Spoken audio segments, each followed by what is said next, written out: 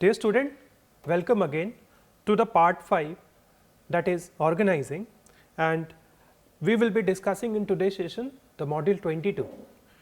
Module 22 is with respect to the organizing, the span of the management, span versus level of the management, Grackner's theory of the span of management, and factor determining the span of the management. So, briefly we will be discussing about the things we have already learned so far. In the part 5, we have understood about the concept of the organizing, we have get a knowledge about the characteristics and the features of the organizing, what are the different principles for the effective implementation of organizing, we have discussed it so far. And in this module 22, we will be understanding or getting a knowledge about very important concept, that is span of management. Okay. So, with this particular model, we will be getting the output or the result will be like a manager will be how many employees or how many subordinates should a manager should be having for the effective organizing part or effective leading part. Okay. So, let us discuss the module 22. In this particular module, very first we will be discussing about the process of the organizing. Okay. So, as you can see in the slide, largely there are 4 steps which are very much essential for the process part. What is organizing? First of all, just summarize it. Organizing is a process of dividing all the activities within the organization and assigning the task and responsibility of activities towards all the employees for the purpose of what? For the purpose of smooth functioning, simplification and avoiding any kind of overlapping of activities within the organization. This is the concept of the organizing, we have discussed it so far. Okay. Now, what are the different kind of processes involved in the activities of the organizing? As you can see, the very first one is the identification of the group work. Okay. It means that whenever the group activity are going to be implemented or initiated within the organization, the manager should make sure that all the activities, like we have already discussed, the total activity of the organization should be listed down. Okay. Now, the very first one is no essential work should be left out, point 1. It means the manager, while listing down all the activities of organizing, must make sure that all the activities should be listed down. No major or essential work should be left out. Okay. What will happen if the major work will be left out? You will not be able to assign the duties in the next phase or the next step of the organizing towards the different employees level, or there will be clutter in the activities to be performed by the manager, and ultimately it will lead to the chaos or conflict within the organization. Okay. So, very first one is no essential work should be left out within the organization. There is no duplication of the work. Okay. Duplication of the work, one work should not be repetitive by 2 different employees. Okay. Suppose you have given the activity of one employee, that you have assigned the duty of making payment to the wages to the different labor. Okay. Now, the same activity will not be assigned to any other employee. Okay. So, it should be avoided. Activity are performed in a manner which is coordinated. Okay. So, all the activity, when you are identifying the activity, it should be you should be ensuring that all the activities should be in the coordinated manner. Now, once the activity are identified, you will be moving towards the second stage, that is grouping of activities. Okay. So, now the manager has divided the total activities or the total objective of the organization into the sub activities. Alright. Second is making sure that each department gets their own task based on the specification of the job within the organization. Okay. So, very first one is departmentation or departmentalization should be there of various activities according to the similarity and the common purpose. Okay. Now, suppose you have divided the total task, suppose this is the total task within the organization. So, total task will be divided into different subheads. This is the total task. Now, again the manager will be like dividing the total task into different heads, suppose A, B, C and D. Now, the division of work based on the departmentalization will be it will be according to the like similarity of the work done. Suppose department A is with respect to the marketing, B is with respect to the production, C is with respect to the CRM, D is with respect to suppose accountancy or the finance. Okay. So, similar kind of the work will be assigned to each of the division, that is the grouping of activity. Now, the third one, once the group are work are identified, what the work need to be done, what the different kind of employees will be, how the employees will be grouped, the departmentalization will be done. Third will be assigning of the duty. Okay. So, now at this stage you will be assigning the duties to the different departments employees. Okay. A proper match between the nature of the job and skill of the individual. This is the highlight of the assignment of the duty. It means the sales manager should be given the task which is related towards selling of goods or the services. Okay. Sales manager should not be given the activity towards the production department. So, there should be a match between the skill of the employees as well as the task to be performed. Okay. So, this completes the assignment of the duty. Now, next is once you have assigned a duty, the next part should be is the delegation of the authority. Delegation of the authority means you are like giving the power to the managers to complete the task. We will be discussing the authority and responsibility relationship in the upcoming modules. So, we will be getting a in-depth knowledge about the delegation of the authority. It is a separate module itself. Now, delegation of authority, once the duties are assigned, in order to perform the duties, the manager should be providing some kind of power, okay, or some authority to the manager, so that the manager will be able to complete the task. Sharing of authority, it means like providing the access to use the different resources within the organization, so that the subordinate will follow your orders. This is the delegation of the authority. So, very first point is establishing reporting relationship, help creating hierarchical structure and the coordination within the employee. Okay.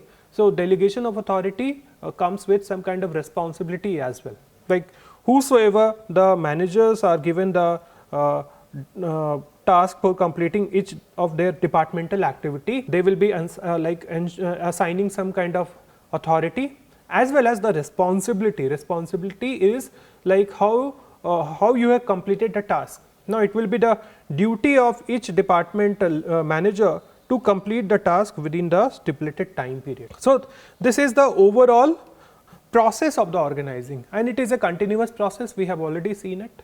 Once the project will be completed, next task or new project will be undertaken, and again the total work will be divided, or grouping of the employees will be done, assignment of the duties will be done, and lastly they will be entrusted with the authority as well as the responsibility. Next part we will be discussing about the span of management.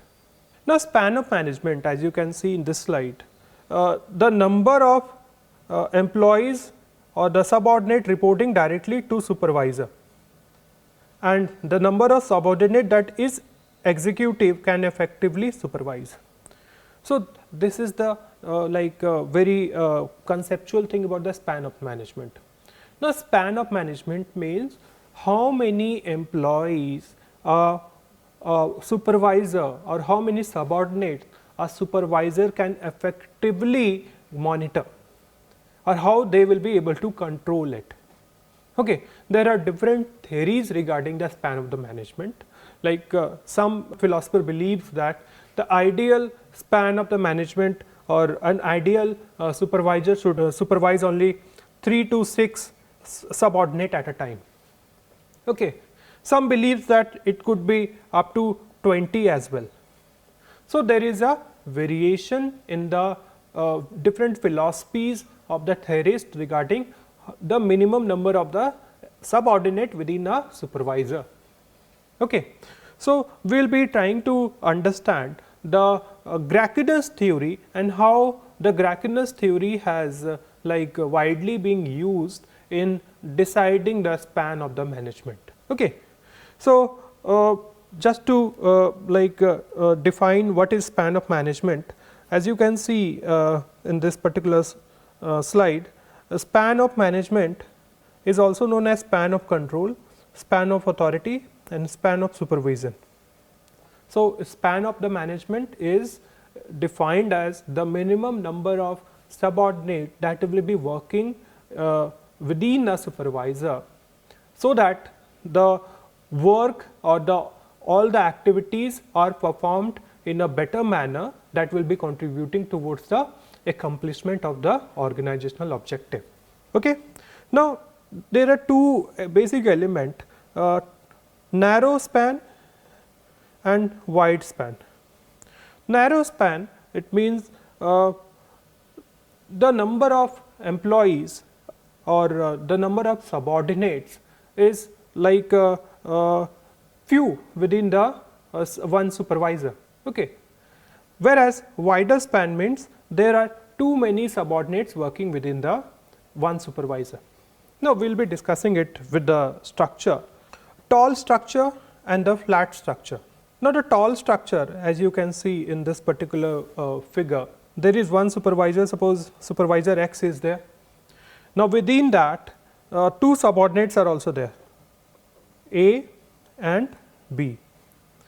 Now, subordinate A becomes the supervisor and by two employees, suppose it is S and M, and B becomes the supervisor and two employees or the two subordinates working are C and D. Now, this is an example of the tall structure. Okay. It means supervisor X is at the top level or at the very upper level, where the maximum authority is with respect to the supervisor X.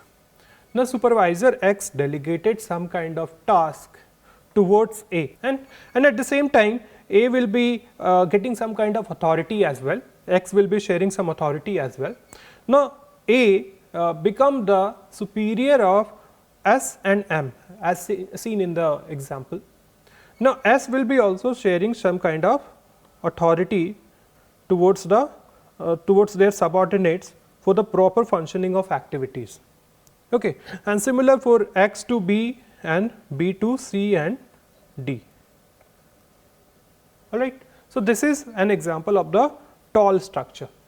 Now, the flat structure, and one important aspect is maximum span is 3. It means one subordinate will one superior will be like controlling the activities of only maximum of 3 subordinates. As you can see, X is having only 2 subordinates, A and B. It would have been like if S, M, N or C and D can join as a subordinates of X, then it would not have been a tall structure. Okay. Then we can move towards the new structure, which is the flat structure.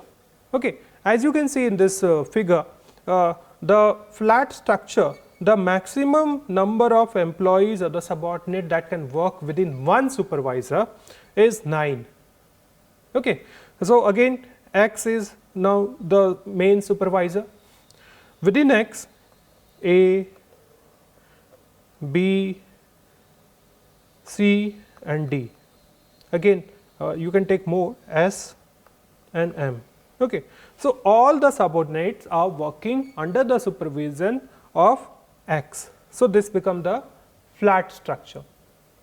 All right. So, this is an example of the span of the management and the organizational structure.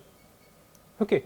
So, it totally depends like how many employees or the subordinate working within the tall structure and within the flat structure. What are the different criteria? So, it totally depends on the nature of the activities. If the nature of activity require a day-to-day supervision, okay, then it will be better to use the tall structure, okay, because the X as a supervisor will not be having too much of time to like coordinate or discuss the day-to-day activity with A, B, S, M, C and D. However, if the activities are not routined, okay, and you need to discuss monthly or suppose in a quarterly basis you need to review the plans, in that situation you can manage with the more number of the subordinates, that is A, B, C, D, S and M, they will be under the supervision of X. So, this is the difference. Now, moving beyond span versus level of the management, we have already discussed it, tall organization and flat organization. Now, Gracchus theory of span of management. Gracchus identified 3 types of superior subordinate relationship.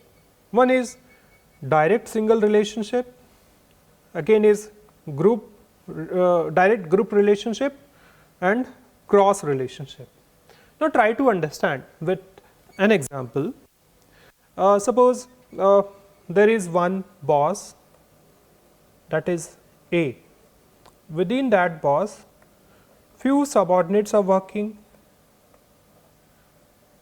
X, Y and Z. Now, take it the very first level, that is the direct relationship, direct single relationship. Now, A, direct single relationship. It means that the supervisor is having a direct one-to-one interaction with all their subordinates. Okay. So, structure will be like A is interacting with X, A is interacting with Y and A is interacting with Z. So, this is an example of your direct single relationship. Now, second is direct group relationship, B,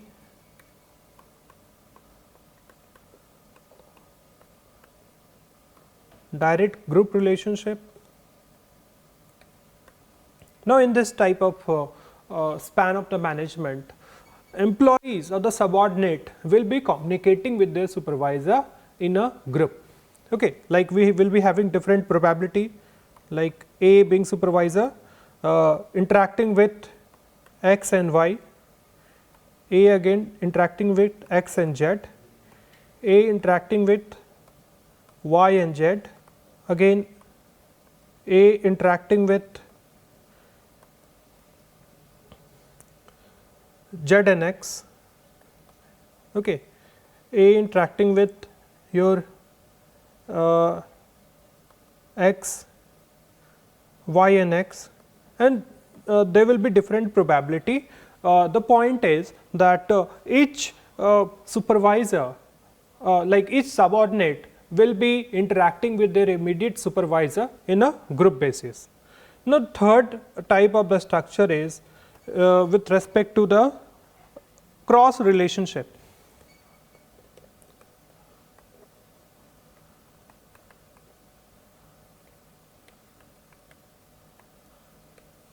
Now, cross relationship is with respect to the interaction of the different subordinate together. Okay. It may be like the different subordinates are interacting for any kind of queries within the organization. Okay. So, this relationship implies the cross relationship, like X will be interacting with X and Y, Y and Z, Z and X, your YX, YZ, and so many relationship will be there. So the main point is how the subordinate are interacting with each other without the presence of the superior. Okay. So this type of span of management will be emphasizing the interaction of the different subordinate together. So in this particular slide, we have discussed about the Kraken's theory of span of the management. Now he emphasized the direct single relationship focused on the one-to-one interaction with the superior. Okay. Like it may be that you are having a particular specific type of the job where you need more interaction with the supervisor, alright, or the type of the activity which you are performing, you should need guidance from the supervisor or you need to take the permission from the supervisor. So when these type of situation occur, the direct single relationship structure will be more applicable.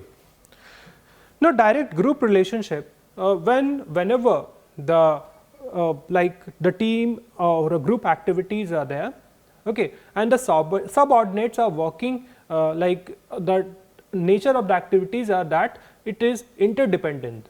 Okay, it means all the subordinates need to discuss with each other for the smooth functioning of the activities. So in that situation, the direct group relationship will be better. Okay, like the combination of the group of employees, it may be like all the subordinates together, like we have in this example, we can another take like A interacting with X, Y, Z. Okay. So sometimes it may be that all the subordinates like in the group they are interacting with their superior. So this is the second one, and third one is the cross relationship. It may be that you don't require to discuss all the things all the time, not necessarily every time, but sometimes you need to discuss, like the subordinate need to discuss a specific problem with themselves. Okay. So the cross relationship will be the better situation. Okay. X is interacting with Y, Y interacting with Z, X, Y, Z together they are interacting, but in absence of your superior. Okay. So this will be the nature of the cross relationship. Moving beyond, the factors determining the span of the management, like whatever the number of subordinates that we are discussing, some theorist believes that it should be 3 to 6, some believes that it should not be more than 5, some also believes that it can go beyond up to 20 as well. So there is no exact number of the subordinates at the different levels. Okay. So what are the different factors or the criteria which becomes very much essential when you are like deciding the span of the management? Very first one is the capacity of the supervisor. Okay. If the supervisor is getting too much of time and the flexibility of the activities are there within the operations, okay, and the supervisor is capable enough to monitor or to guide more number of subordinates, because supervisor is having the more time, they can discuss the queries of the subordinates because of the unlimited time. So in that situation, the span of management can go up. All right. The manager can or the supervisor can go beyond like 4 to 6 or 5 to 6 number of the subordinates. But if the time is limited, then there is no point of like hiring more number of subordinates, because as a superior you will not be able to devote much time to each of their subordinates. So capacity of the supervisor or the superior is also one of the important factor. Second is the ability of the subordinates. If the subordinates are very much experienced in handling the particular problem, all right, or the subordinates are like very much skillful, they are having very good knowledge about all the activities to be performed. In that situation, the number of subordinate can go up. Okay. But if the subordinates are freshers within the organization, they do not have any prior experiences. Okay. In that situation, the number of subordinates should be lower, because the manager need to get or emphasize more time for the learning purposes of the subordinates. Okay. So, ability of the supervisor or the subordinates is also important. Next is the nature of the work. Nature of the work is with respect to the what are the activities for which the supervisor subordinate relationship is fixed. If the nature of the work is of routine nature and the manager need to devote day to day activities time, in that situation the number of subordinates should be lower. Okay. But if the number of the type of the activities or the nature of the work is like the subordinate are taking the decision by themselves. Okay. So, in that situation the supervisor can have more number of the subordinates. Okay.